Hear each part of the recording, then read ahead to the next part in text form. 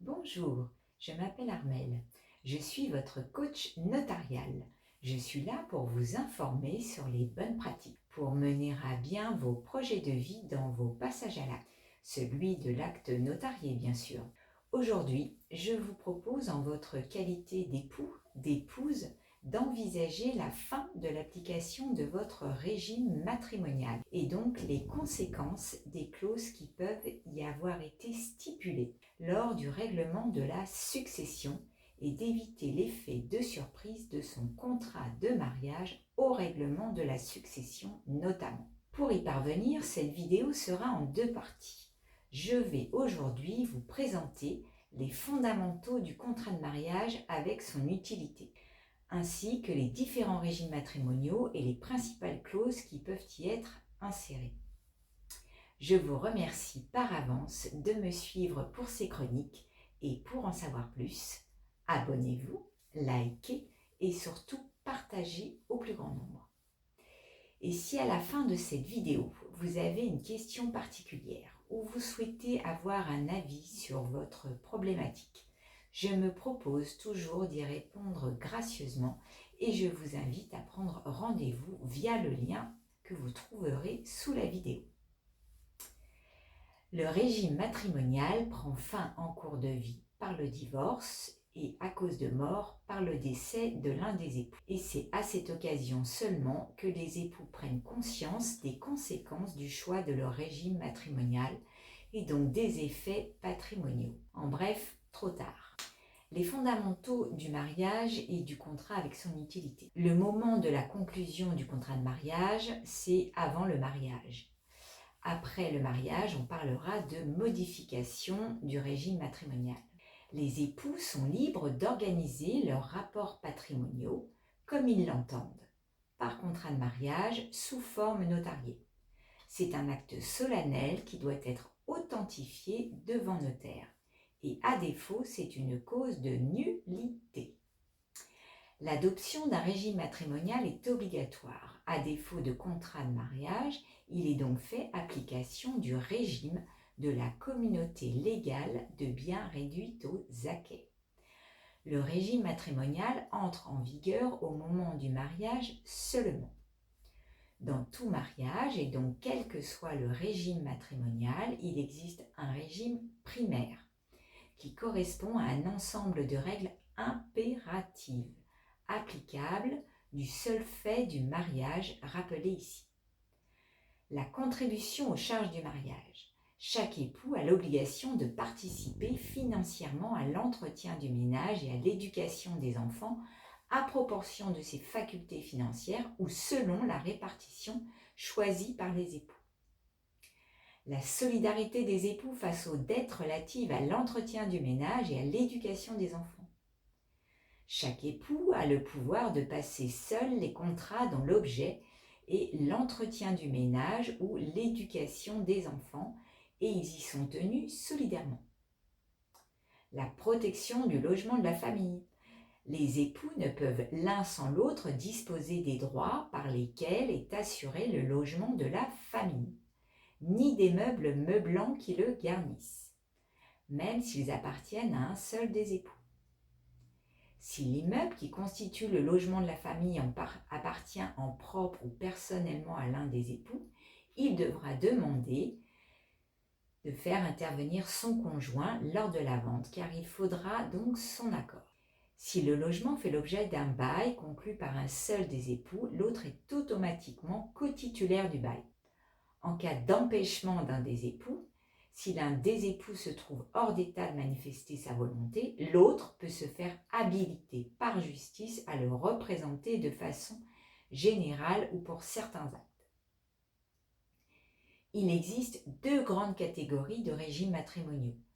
Les régimes communautaires, dont la particularité est l'existence de biens communs, une masse commune, ayant vocation à être partagés entre les époux, quel que soit celui qui a acquis le bien. Le régime légal français est un régime communautaire et il existe aussi des régimes de communauté conventionnelle et le régime de la communauté universelle. Les régimes séparatistes qui ignorent l'existence d'une masse commune, il s'agit de la séparation de biens et de la participation aux acquets lors de son fonctionnement. En droit international privé, la Convention de La Haye signée par la France prévoit que les époux peuvent établir un contrat de mariage selon les règles du pays auquel ils ont choisi d'être soumis. À défaut de choix, il est fait application du régime légal du pays dans lequel les époux vont établir leur première résidence après mariage. Mais il existe des exceptions à ce principe de mutabilité du régime matrimonial. Quel est l'intérêt du choix d'un régime matrimonial? Il règle le sort du patrimoine des époux qui comprend de l'actif et du passif. Il détermine les pouvoirs des époux sur les biens qu'ils possèdent déjà ou ceux qu'ils acquièrent en cours de mariage. Il détermine les biens engagés en cas de dette. Il fixe la répartition des biens des époux en cas de dissolution du mariage, que ce soit par divorce ou suite au décès. Quels sont les principaux régimes communautaires? Il y a le régime de la communauté de biens réduits aux acquets, qui est le régime légal, le régime de communauté conventionnelle, qui est souvent un aménagement du régime légal, et le régime de la communauté universelle, avec attribution de la communauté aux conjoints survivants.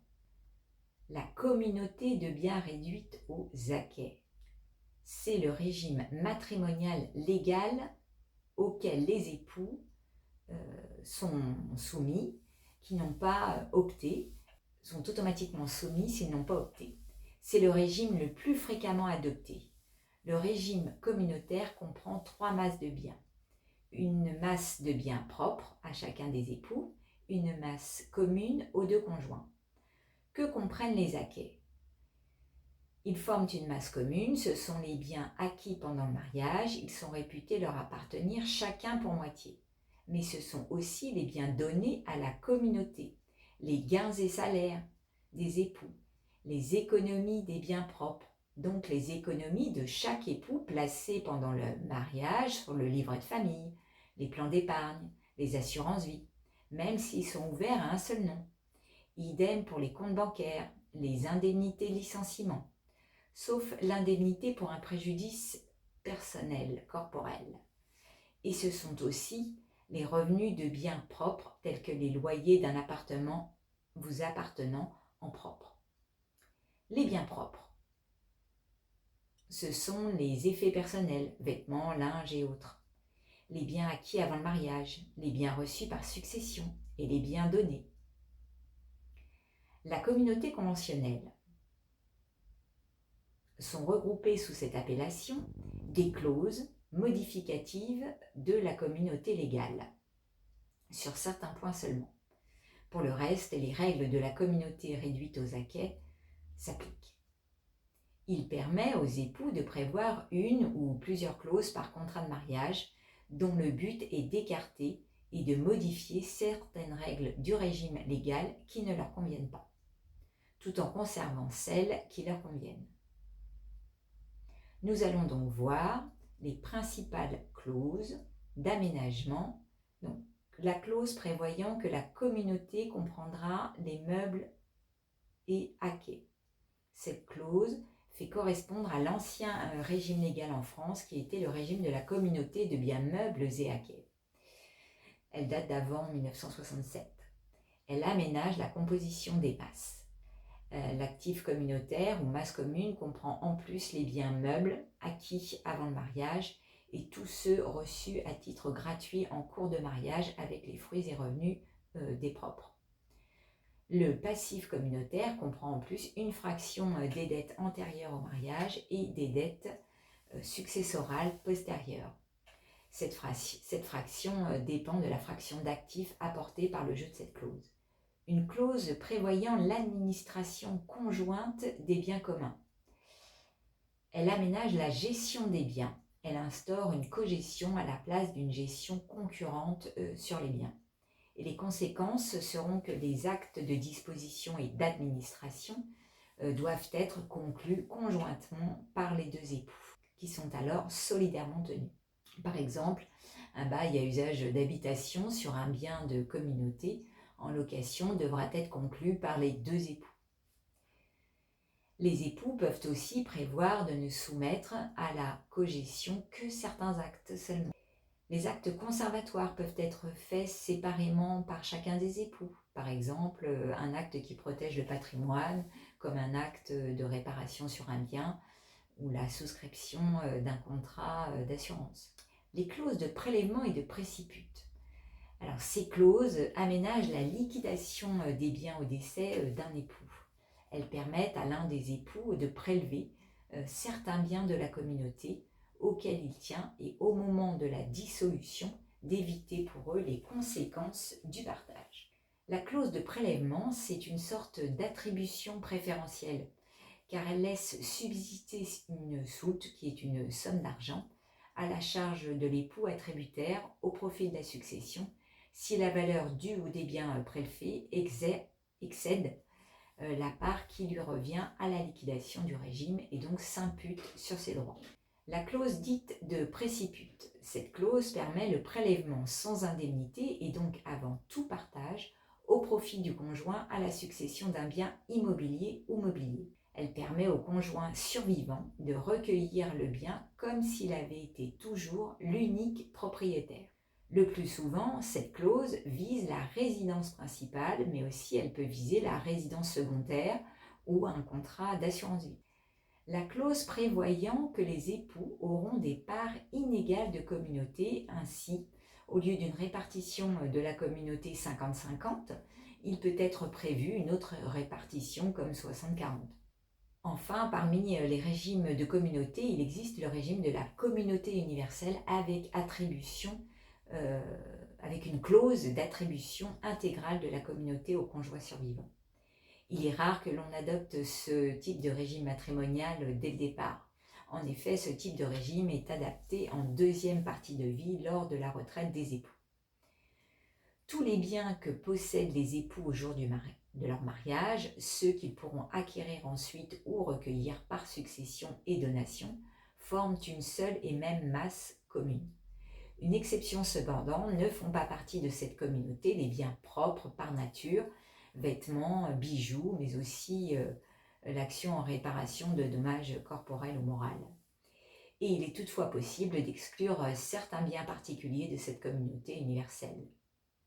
Par symétrie, la dite communauté supportera définitivement toutes les dettes des époux présents et futurs. En principe, tous les biens sont communs et il est prévu, grâce à l'existence d'une clause d'attribution au conjoint survivant, que lors du décès, l'intégralité des biens sera la propriété du conjoint survivant. Donc lors du premier décès, il n'y aura aucun bien à transmettre. Cependant, il peut être nécessaire d'établir, outre un acte de notoriété qui constate les héritiers, une attestation de propriété immobilière au décès pour le fichier immobilier suivant la manière dont les actes ont été effectués lors de l'adoption de ce régime matrimonial. Je poursuivrai la prochaine fois avec les régimes séparatistes et les clauses qui peuvent s'y trouver. Puis je vous parlerai des modalités de la fin des différents régimes à la succession et de l'incidence de certaines clauses particulières, source à l'heure actuelle de surprises, notamment lors du règlement de la succession et des solutions possibles. Je vous remercie par avance de me suivre pour ces chroniques.